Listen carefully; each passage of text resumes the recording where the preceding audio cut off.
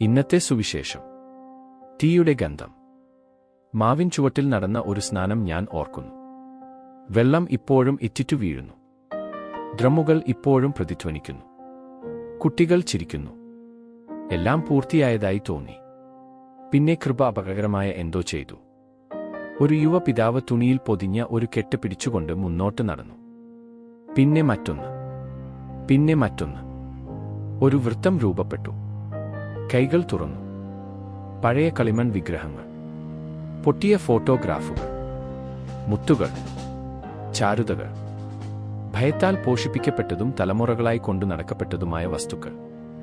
പിതാവ് എന്നെ നോക്കി നിശബ്ദമായി പറഞ്ഞു, എല്ലാം കത്തിക്കുക. നമുക്ക് ഇപ്പോൾ യേശു മാത്രമേ വേണ്ടൂ. എന്റെ ഹൃദയം അടിച്ചു. വളരെ വേഗം, വളരെ അപകടസാധ്യതയുള്ളത്, വളരെയധികം. മൂപ്പന്മാർ കോപിക്കും. സമാധാനം നഷ്ടപ്പെടാം. ശുശ്രൂഷ റദ്ദാക്കപ്പെടാം. ഞാൻ മന്ത്രിച്ചു, നമ്മൾ ഇത് നിർത്തണം. മതബോധന പണ്ഡിതൻ കണ്ണിമ ചിമ്മിയില്ല. ഇല്ല, അയാൾ പറഞ്ഞു. ചങ്ങലകൾ പൊട്ടുന്നത് ഇങ്ങനെയാണ്. അങ്ങനെ ഞങ്ങൾ ഒരു കൂമ്പാരം ഉണ്ടാക്കി. ഒരു തീപ്പെട്ടി ഉരച്ചു. തീ പിടിച്ചില്ല. കളിമണ്ണ് പൊട്ടി. മരം പൊട്ടി. പുക കട്ടിയുള്ളതും കറുത്തതുമായി ഉയർന്നു. സ്ത്രീകൾ കരഞ്ഞു, ഭയത്താലല്ല ആശ്വാസത്താലായി. ചെറുപ്പക്കാർ നൃത്തം ചെയ്തു. കണ്ണീരോടെ അച്ഛൻ ചിരിച്ചു. ഞാൻ സ്വതന്ത്രനാണ്. ഇനി ചങ്ങലകളൊന്നുമില്ല. ഒന്നും രക്ഷപ്പെട്ടില്ല. ഒന്നും വെറുതെ സൂക്ഷിക്കാൻ വേണ്ടി മാത്രം. പഴയ ജീവിതം തീയെ അതിജീവിച്ചില്ല. അതാണ് ഇന്നത്തെ സുവിശേഷം. യേശുവിനോട് ചോദിക്കുന്നു, നിങ്ങളുടെ ശിഷ്യന്മാർ മതവിശ്വാസികളെപ്പോലെ ഉപവസിക്കാത്തത് എന്തുകൊണ്ട്? അത് മര്യാദയുള്ളതായി തോന്നുന്നു. അങ്ങനെയല്ല. അതിനർത്ഥം നമുക്ക് സുഖകരമായ രീതിയിൽ വിശ്വാസം നിങ്ങൾ എന്തുകൊണ്ട് അനുഷ്ഠിക്കുന്നില്ല? യേശു സന്തോഷത്തോടെ ഉത്തരം നൽകുന്നു. വിവാഹ അതിഥികൾക്ക് വരൻ അവരോടൊപ്പമുള്ളപ്പോൾ ഉപവസിക്കാൻ കഴിയുന്നു. ദൈവം നിങ്ങളുടെ മുന്നിൽ നിൽക്കുന്നു, അവൻ പറയുന്നു. സന്തോഷം അനുസരണമാണ്. ആഘോഷം വിശ്വാസമാണ്. പിന്നെ നിഴൽ. മണവാളൻ എടുത്തുകളയപ്പെടും. കുരിശ് ഇതിനകം അടുത്തിരിക്കുന്നു. ഉപവാസം ഉണ്ടാകും, അതെ. പക്ഷേ പ്രകടനത്തിനല്ല, നിയന്ത്രണത്തിനല്ല, ദൈവത്തെ സമ്പാദിക്കാൻ. ഉപവാസം സ്നേഹത്തിൽ നിന്നും, ആഗ്രഹത്തിൽ നിന്നും, ദൗത്യത്തിൽ നിന്നും വരും. അപ്പോൾ യേശു കൂടുതൽ ആഴത്തിൽ മുറിക്കുന്നു. പുതിയ തുണി പഴയ വസ്ത്രങ്ങൾ കീഴും.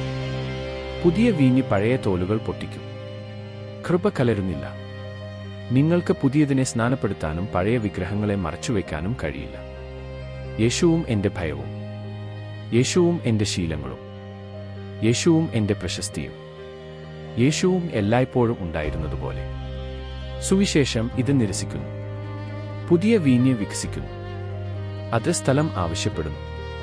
അത് കീഴടങ്ങൽ ആവശ്യപ്പെടുന്നു. നിങ്ങൾ അത് ഉൾക്കൊള്ളാൻ ശ്രമിച്ചാൽ അത് നിങ്ങളെ സ്വതന്ത്രമാക്കില്ല, അത് നിങ്ങളെ തകർക്കും. ഗ്രാമത്തിന് അറിയാമായിരുന്നു. ഭാഗികമായ കീഴടങ്ങല്ല. പഴയ ജീവിതം കൈകാര്യം ചെയ്യപ്പെടാതെ കത്തിച്ചുകളയപ്പെടുമ്പോഴാണ് സ്വാതന്ത്ര്യം വരുന്നത്. ഇന്ന് മണവാളൻ വീണ്ടും ഇവിടെ നിൽക്കുന്നു, അവന്റെ വചനത്തിൽ, ഈ ദിവ്യകാരുണ്യത്തിൽ. ഇത് കണക്കുകൂട്ടലിനുള്ള ഒരു നിമിഷമല്ല, സത്യസന്ധതയ്ക്കുള്ള ഒരു നിമിഷമാണ്. നിങ്ങൾ ഇപ്പോഴും എന്താണ് കൈവശം വച്ചിരിക്കുന്നത്?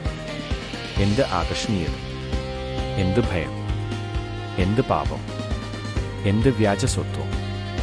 യേശു നിങ്ങളുടെ ഹൃദയത്തിന്റെ ഒരു കഷണം ആവശ്യപ്പെടുന്നില്ല.